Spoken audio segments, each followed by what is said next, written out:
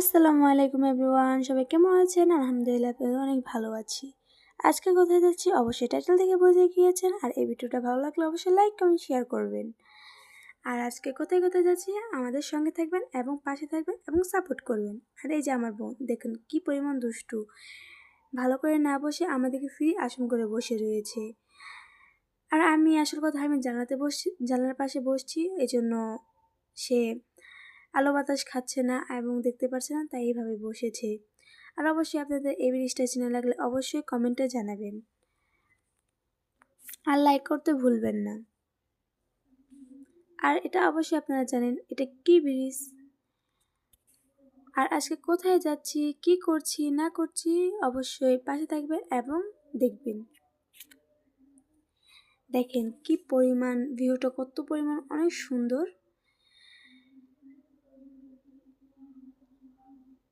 আপনারা আমার আগের ভিডিওতে দেখেছেন আমি ঢাকা থেকে গ্রামে গিয়েছিলাম। আর ঢাকা আমার একটা বান্ধবী আছে, সে হলো মিম। আমি তাকেই বলছি মিম, তুমি এই ভিডিওটা দেখলে অবশ্যই লাইক করবেন আর সাবস্ক্রাইব করবা আর কমেন্ট করতে ভুলবা না। জানি যে তুমি টিভিতে দেখো, কিন্তু সমস্যা নেই, টিভিতেও কমেন্ট করা যায় এবং সাবস্ক্রাইব করা যায়।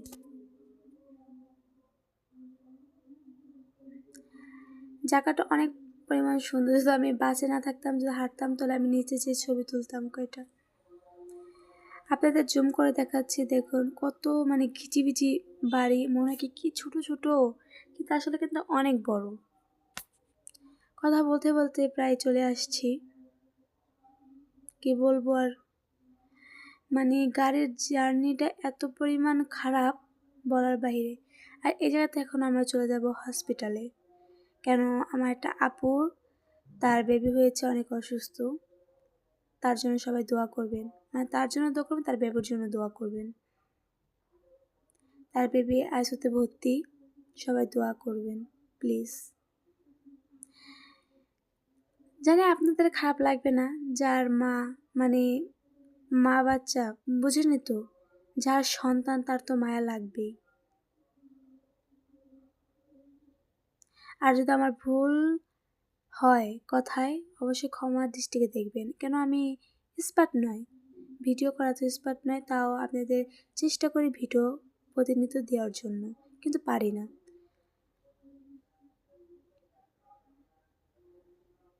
মনে হয় কি একটা জেলখানায় ঢুকছিলাম।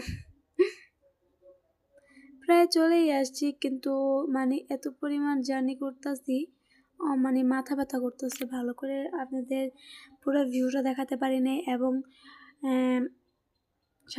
সারাদিন কী করলাম না করলাম, খাওয়া দাওয়া কী করলাম দেখাতে পারি নাই, এটা ক্ষমা দৃষ্টিতে দেখবেন।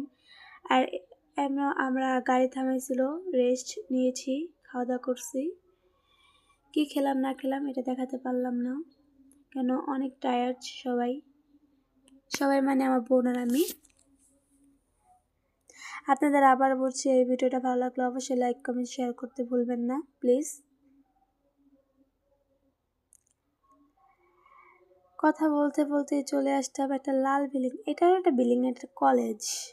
কি কলেজ অবশ্যই কমেন্টে জানাবেন, কেন কলেজটার নাম আমি জানি, কিন্তু কোথায় এটা এটা আমি চিনি না।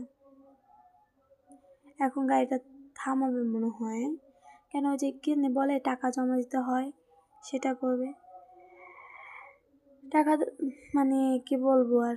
এই জায়গাটা সুন্দর আছে, কিন্তু একবার নামছিলাম, কি হয়েছিল জানেন আমার সাথে,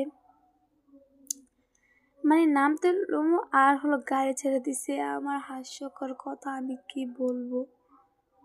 সিটি সিটি হসপিটাল আছে না গ্রামে, মাদারীপুর, জায়গায় জায়গায় গাড়ি, জায়গায় জায়গায় গাড়ি, কেন এমন করছে আমি বুঝি না। তেল কেন নাই আমি বুঝি না। সরকার যাওয়ার পরে দেশের এই অবস্থা, কি বলবো আর।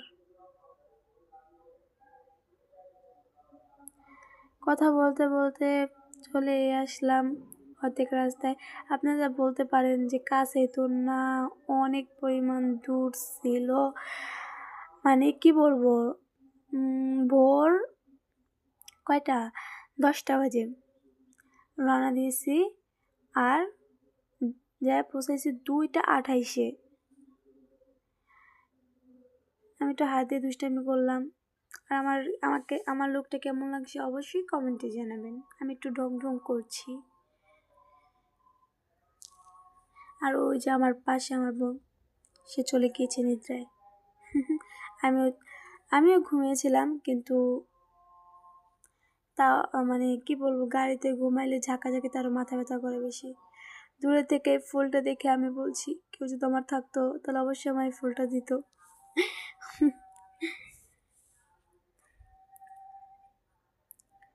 দেখেন আমি কি করছি, পাগল, মানে কি বলবো। কিন্তু আমার একটা অভ্যাস ভালো, কত মানুষ আছে গাড়িতে বমি করে, কিন্তু আমি করি না।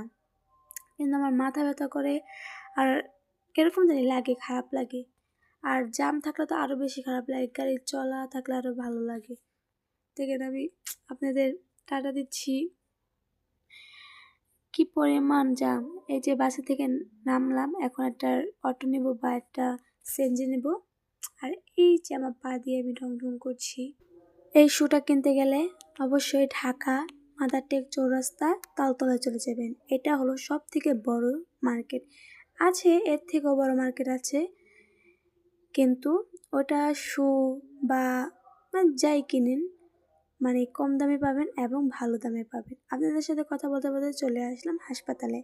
এখন আমার বোন চলে যাচ্ছে বেবিকে দেখতে। এই পোশাক পরে যেতে হয়, কেন জীবাণু থাকতে পারে। এখন আমার আপু বেবিকে দেখার পরে চলে যাব আপুদের বাসায়। এই জন্য পোশাক টোশাক পরছে।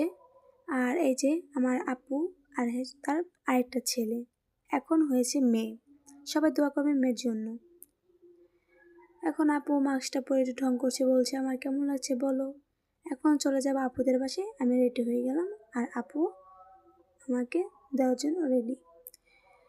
এখন আপু, আন্টি আর ভাগিনা চলে যাব বাসায়। আপু থাকবে কেন, আপু মানে সাদি আপু থাকবে কেন, মানে আমার খালাতো বোন, সে থাকবে কেন, ওই আপুর কেউ নাই, তার মা ছিল, আমাদের সাথে চলে যাচ্ছে।